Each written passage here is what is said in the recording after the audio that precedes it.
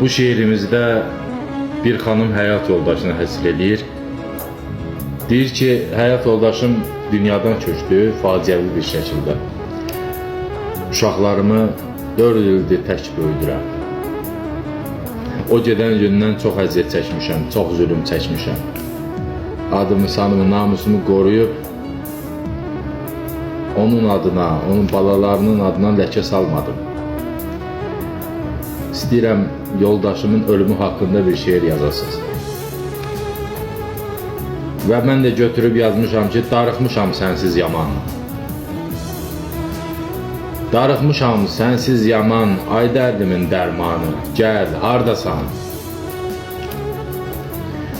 Elə sınıb qol qanadım sənsiz yaman, pərişanam, hardasan?